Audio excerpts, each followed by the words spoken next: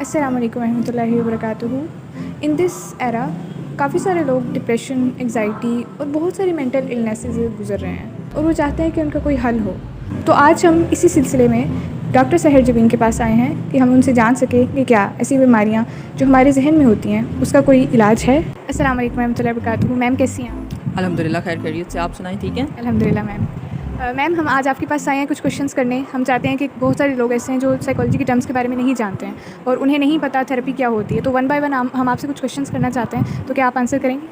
जी, बिस्मिल्लाहिर्रहमानिर्रहीम। पहले तो हम यहाँ पे साइकोलॉजी के हवाले से बताते हैं कि साइकोलॉजी जो है ना, वो नफ्सियात का ऐसा शोबा है जहाँ पे इंसान अपनी शख्सियत को बहुत अच्छी तरह से निखारता है, ठीक है, बेहतर बनाता है, बहुत सारे ज़िंदगी के पहलुओं को समझ पाता है। जैसे कि उसको फ़ैसला लेने में प्रॉब्लम हो रही होती है तो उसको वो ठीक कर पाता है, ठीक है, अपने ज़िंदगी के मसाइल, शादीशुदा ज़िंदगी के हैं, बच्चों के हवाले से उनको बेहतर बना पाता है। बेसिकली ये सोचने समझने की सलाहियत को बेहतर करती है। बीइंग अ माहिर नफ्सियात, मैं यहाँ पे बहुत सारे पेशेंट्स के साथ काम कर रही हूँ और उसमें बच्चे भी हैं, कुछ हमारे पास नौजवान आते हैं, ठीक है, जो कि आप कह सकते हैं कि पीयर प्रेशर्स की वजह से ट्रबल्स में होते हैं। कुछ एजड लोग आते हैं जिनको भूलने के मसाइल होते हैं, उनके ज़िंदगी में रिश्तों के मसाइल होते हैं, उनके झगड़ों के वजह से और फैमिली के रिश्तों की वजह से, उलझनों की वजह से ज़िंदगी के मामलात उनके बहुत ज़्यादा मुश्किल होते हैं। तो इन सारे मामलात को हम बहुत अच्छी तरह से थेरेपी के थ्रू ट्रीट करते हैं, सेशंस करते हैं। उनके 45 मिनट्स का एक सेशन होता है हर एक पेशेंट के साथ, उस पर काम किया जाता है और उनको हम बीइंग अ क्लाइंट सर्व करते हैं। Yes ma'am. अच्छा, यहाँ पे एक और क्वेश्चन आता है। बाकी काफ़ी सारी चीज़ों में तो आपने अल्हम्दुलिल्लाह बता दिया कि हमारी हर फील्ड में ही, जैसे अब एजुकेशन हो गया, पेरेंटिंग हो गई, मैरिटल मैटर्स हो गए, सब में काम आती है।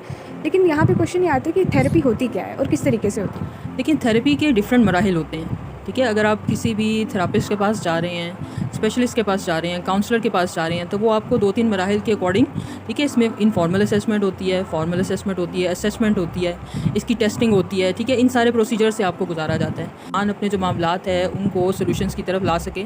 उसके जितने भी स्किल्स हैं जो कि इंटरपर्सनल और इंट्रापर्सनल स्किल्स हैं, उसके ऊपर काम किया जाता है, ठीक है। यानी कि हमारे पास जो प्रोजेक्ट होता है, जो सब्जेक्ट होता है, वो पर्सन होता है। हम उसके साथ उसकी ज़िंदगी के मामलात को बेहतर बनाना सीखते हैं। इसमें उनका IQ असेसमेंट किया जाता है, उसका EQ असेसमेंट किया जाता है, ठीक है। इसी तरह से उसके बहुत सारे हमारे कुछ सब्जेक्टिव भी टेस्ट होते हैं जिसके अकॉर्डिंग हम उस पर काम करते हैं और इस तरह से उसकी शख्सियत को बेहतर बनाया जाता है। यस मैम, जज़ाकल्लाह। और मैम एक और क्वेश्चन कि जितनी भी मेंटल इलनेसेस होती हैं तो क्या ये क्योरेबल होती हैं? देखिए, हर चीज़ क्योरेबल है अगर आप उसका हल तलाश कर लेते हैं। तो जहाँ पे आपके जिस्म के बाकी मामलात हैं, आप जाते हैं हार्ट स्पेशलिस्ट के पास, ठीक है, आप मेदा और जिगर के स्पेशलिस्ट के पास जाते हैं, हल आपको बताते हैं, ठीक है। वो मेडिकेशंस के थ्रू भी होता है, कुछ आपके प्रिकॉशंस के थ्रू भी होता है। इसी तरह से हमारे पास जो ज़हनी और नफ्सियाती मरीज़ आते हैं, इसका सारा जो कंट्रोल होता है वो जहन के साथ होता है। जहन आपका किस तरह से सोचता है, किस तरह से काम करता है, ठीक है, उसके मामलात क्या हैं, उसके फंक्शंस क्या हैं,